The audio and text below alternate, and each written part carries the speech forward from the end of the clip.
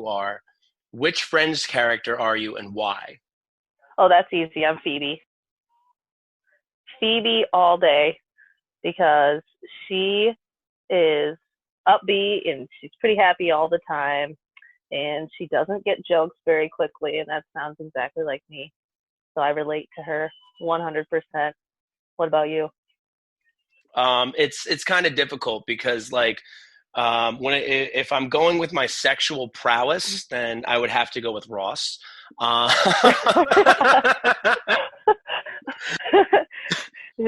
You but like getting married lots of times? yeah, I mean, I like, hey, look, I mean, Ross is the only one of them that got divorced, right? It's true. Well, no, I guess Rachel did too. Yeah, but like, I'm not bitchy enough to be Rachel, and I'm not airheaded enough to be Rachel, and I'm not self-absorbed enough to be Rachel. Um, but if I had to pick, I'm probably Chandler. For obvious reasons, mostly because I use humor as a defense mechanism. No wonder I like you. Yeah, right. He's my favorite male character in that show. I loved that fucking show. I thought that Friends was probably the second best sitcom of all time. Um, Yes, definitely. and if the follow up question is what do I think was the best sitcom of all time, it was How I Met Your Mother. That one was great too. I've watched both of those. Those are the only two shows that I've watched multiple times. Yeah, me too. I've gone through Friends 3 times. I've gone through How I Met Your Mother probably about four. Um, I was extremely overwhelmed with happiness with the ending of How I Met Your Mother. I thought that Really. I A lot of thought that people thought that was kind of a terrible ending. I thought that was incredible. So, for America, real quick, I'm just going to give you a spoiler alert. If you haven't watched all of How I Met Your Mother, you should probably fast forward like the next 4 minutes or so just to be safe. Now that America's fast forwarding, I'm going to describe my penis to the T. No, so like because I've watched the show like so many times, like when it comes to the plot of everything, right? Like like think about like your first real heartbreak, right? And when everybody's consoling you about your first real heartbreak and they say, listen, if it's meant to be, it will be. And that's the whole theme of How I Met Your Mother. So during the time where like Ted and Robin started fucking, and they end up breaking up. They start listing all of the things that they want in life that is not on parallel with them being together, having children, Robin, going around the world, living in Argentina, doing all of these types of things. They were able to do each and everything that they wanted in their lives without being with each other. And once that was accomplished, they then came together at the very end because Yeah, it that's was true. always meant to be. And Yeah, and he brought his daughter. that's why it began with the blue French horn and it ended with the blue French horn. And Yeah. it gives me tingles thinking about just what an amazing love story that was. And that is why I think How I Met Your Mother is um, the single greatest sitcom just ever. Yeah, it actually describes exactly the theory of twin flames. I don't know if you've ever heard of that before, but twin flames are basically two people who are meant to be together, but they can't until they're on their right life path and they've gone through everything they need to go through to be together.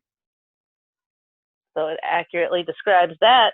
The whole show, I couldn't imagine being that little kid having to listen to my dad tell a story for like 5 years straight.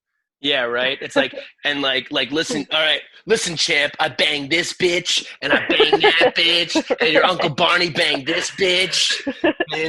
Like.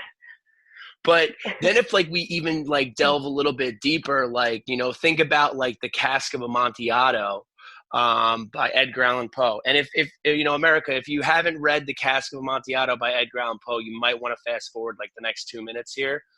Uh, Oh, I should fast forward 2 minutes also.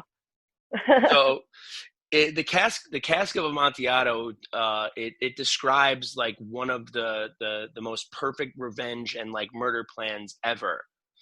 But spoiler alert, the very beginning line of the cask of Amontillado is "You who know the nature of my soul," right? And what this means is that Montresor, the main character of this, the person telling the story, the narrator, the MINGUCHO of all of this, is basically saying like, telling this perfect murder story, right? And it could all just be made up. You can't trust the fucking word that he says. So you can't really trust a word that Ted is fucking saying in any of this because he's just, recollecting all of this stuff. Yeah. But I like to think that he banged those bitches, especially that boats hoe, Yeah. All right. Well, I could ask you another question if you want. Fucking A, right. That's why we're here. We're asking questions. We're connecting on a deeper level. We're fucking getting to know each other a little bit better. It's the MINGUCHO show, baby. Let's do it. Okay. So what is your favorite non-sexual part of a woman? Non-sexual. Remember, keep that in your head. Non-sexual. There's no such thing. I know. That's why I had to say it everything about a woman can be sexual if you put your penis on it.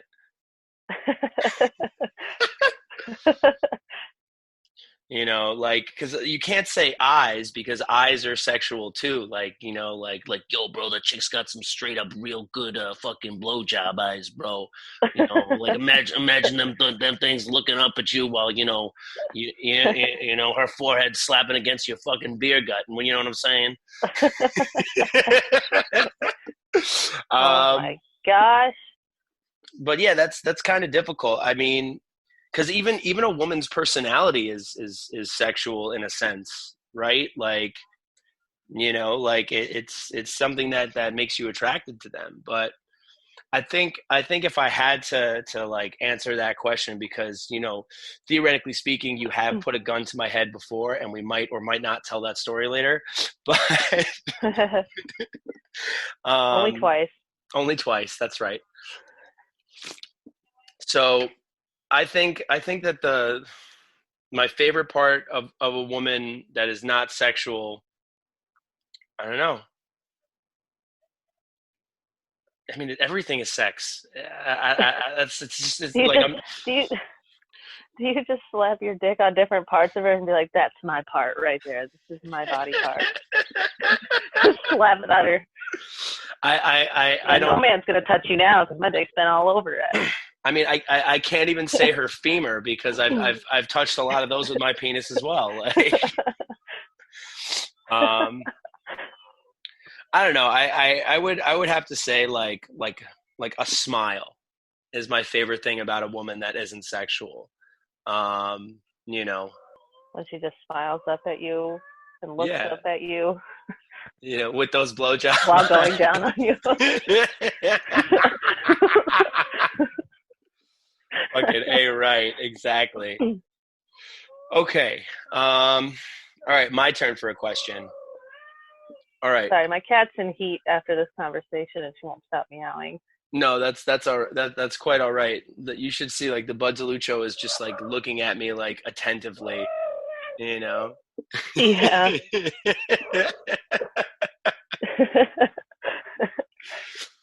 All right. So let's move on, not necessarily to a question, but to a theoretical situation, right? You and I are planning a bank heist, right? You're obviously the brains behind the operation, and I'll be the muscle behind the operation. But because we're planning this heist, we need a group of like really, really, really fucking characters that we can trust. So I want you to think, because you have a 4-year-old daughter, of all of the shows that you have to watch with her. We need 3 characters to help us with this fucking heist. What From characters? Children's shows? Yeah, what characters do you pick and why? I don't even watch the children's shows with her. I mean, I've watched Lion King with her. So from Lion King, I would definitely want Simba with me because he took out his uncle. Mufasa couldn't do it, so Simba had to step up and do it. So I'd pick him. If anybody doesn't know, that's the baby lion that grew up to be the king. All right, so follow-up question, because you're not too familiarized with we're gonna change the theoretical situation, on the fly here. That's what we do. This is a very highly improvised podcast. Fucking all right, Disney characters then. Disney characters. Oh gosh. So you picked Simba already, so you only got 2 left. Well, yes, obvious Simba for obvious reasons. He's brute strength. I don't know. This is a tough question. I don't watch a lot of Disney shows. I don't know. You're breaking my balls here, Greyattimes. Breaking my fucking balls here right now. I know. Okay, who's the smartest Disney character I can think of to help me plan this whole thing? Because I'm apparently the brains of it, and I can't even think of a Disney character. I don't know. The only one I've watched is The Lion King, and that monkey, what's the baboon? He's pretty smart and wise, and he can see the future, so he knows what's going to happen. Rafiki? Is that his name? All right, so you know what? Let's make this easier for Greyattimes. You've seen the movie The Lion King. What 3 characters would help within this heist? Well, we've already got the monkey. What was his name again? Rafiki. Rafiki? Maybe Timon. Timon, the little, what is that even? Is that like a little weasel? Like Billy Crystal's character? He's like a lemur? Yeah, him. Timon, he is just not afraid of anything. He'll just go right into it. He's just like, yep, let's go. I'm down. Let's go. He's like super excited all the time and ready to go. So I think he would be good to have on the team. Well, excellent. Hopefully America will be just as disappointed with that segment as I was. Your turn for a question. It was terrible. Absolutely horrible. I'm ashamed at how little I know of Disney things. What is the very first memory you ever had? The very first memory that I ever had. Wow. I gotta go back into the memory banks here. I've been doing a lot of past life therapy, so just give me a second. Okay. Yeah, tap into one of your other lives. Okay. Just kidding.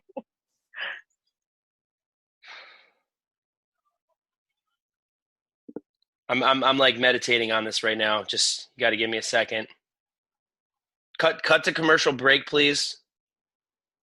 See, now you know how I feel about the Disney thing. You were supposed to come up with a commercial, like a made up commercial for this while I think about this. This was in the reading that I sent you. All right. So the earliest memory that comes to mind for me is being like disgustingly afraid of Kiefer Sutherland. And who is that? Kiefer Sutherland, the actor? I don't know who that is. Did you ever see 24? No. Did you ever see The Lost Boys, the vampire movie? Yes, part of it. Yeah, so he's in that vampire movie. And I remember watching that vampire movie and being like so scared of vampires to like the point where it would keep me up at night and like give me horrible anxiety. And I made the mistake of telling my older cousins that I was afraid of these vampires because I had watched the movie with them. So because of that, they fucking ran with it, and they were like, you know what? I'm a vampire. And I remember like their friend was over. His name's Drew. I haven't seen that guy in like ages and like years and years and years. But I just remember like doing like a sign of the cross because like that would protect me, and him looking at me and saying, he goes, "No, I'm a Jewish vampire. That doesn't work on me." Oh my God. That's hilarious. So yeah, that's the earliest memory that I can think of. I don't know. I couldn't have been more than like maybe 6 years old.